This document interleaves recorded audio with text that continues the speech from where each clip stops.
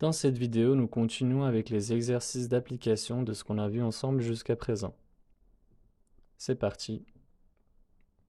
Aujourd'hui, nous allons plus nous concentrer sur les noms interrogatifs ma et men à travers différents exemples.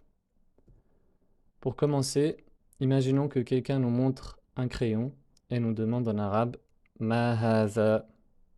Ma haza, on comprend qu'il veut dire par cela qu'est-ce que c'est. Pour ce premier exemple, je vais rentrer un peu dans le détail pour rappel. Donc on utilise le nom interrogatif ma et pas men, puisqu'il s'agit d'un objet qui n'est pas doué de raison. Et on utilise hadha, qui est un nom démonstratif pour un masculin proche, puisque dans ce cas-là, le crayon est physiquement proche de nous. Et en réponse à cette question, nous dirons en arabe hadha qalamun, qui veut donc dire ceci est un crayon. Passons à l'exemple suivant. Si on voit une chaise au loin et qu'on veut demander ce que c'est, en arabe, nous dirons ma dhalika, ma dhalika. Donc ici, on a utilisé dhalika puisque c'est physiquement loin. Et en réponse, je vous laisse réfléchir. Nous dirons dhalika kurusiyun. Dhalika kurusiyun, qui veut dire c'est une chaise. Donc vous voyez qu'on met en application le vocabulaire qu'on a appris jusqu'à présent, d'où les différents rappels que j'ai faits dans les vidéos précédentes pour mémoriser ce vocabulaire. Mais vous verrez également qu'avec la répétition, on le mémorise assez facilement. Ensuite, imaginons que nous nous trouvons à l'hôpital et que quelqu'un nous montre un médecin à côté de nous et nous demande « Men haza », qui veut donc dire « qui est celui-ci ». On a cette fois-ci utilisé men au lieu de ma, puisqu'il s'agit d'un être humain doué de raison. Et en réponse à cela, nous dirons Hadha tabibun, qui veut dire ceci est un médecin. Enfin, imaginons qu'on voit un enfant jouer au loin et quelqu'un nous demande Men zalika. Nous comprenons qu'il veut dire par cela qui est celui-là. Donc on a utilisé zalika puisque l'enfant est loin. Nous lui répondrons Zalika waladun.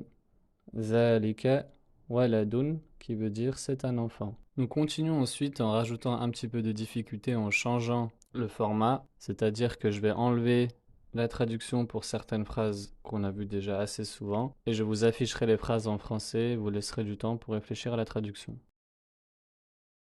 Donc pour le premier exemple, on voit un coq au loin et quelqu'un nous pose la question Ma zalika, ma zalika, que vous devrez comprendre maintenant et qui veut donc dire qu'est-ce que c'est. La réponse en français est c'est un coq et je vous laisse un peu de temps pour réfléchir à la réponse en arabe. On dira Zalika dikun.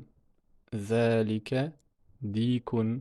Ensuite, quelqu'un nous montre une clé et nous demande Ma haza. Ma haza. Donc il nous demande ce que c'est. La réponse en arabe est Haza miftahun. Haza miftahun. Donc ceci est une clé. Ensuite, imaginons qu'on voit un homme au loin et quelqu'un nous interroge Men zalika. Men zalika. Donc il nous demande qui est-ce? Qui est celui-là? On lui répond en arabe Zalika rajulun. Zalika rajulun. C'est un homme.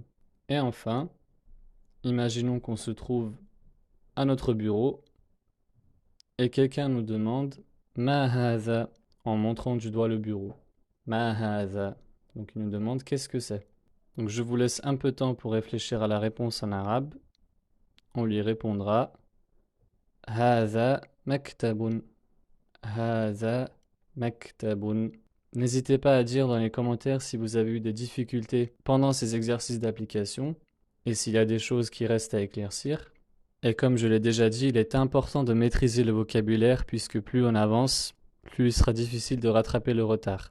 Et à partir des prochaines leçons, nous allons rajouter un petit peu de difficulté en enlevant le français totalement, puisqu'à partir de maintenant, tout ce qu'on aura vu ensemble, on ne le laissera que en arabe et petit à petit, on rajoutera plus de difficulté en enlevant les voyelles, comme je vous expliquerai plus tard. Mais vous verrez qu'avec la répétition et l'entraînement, ça deviendra naturel et plus facile pour vous.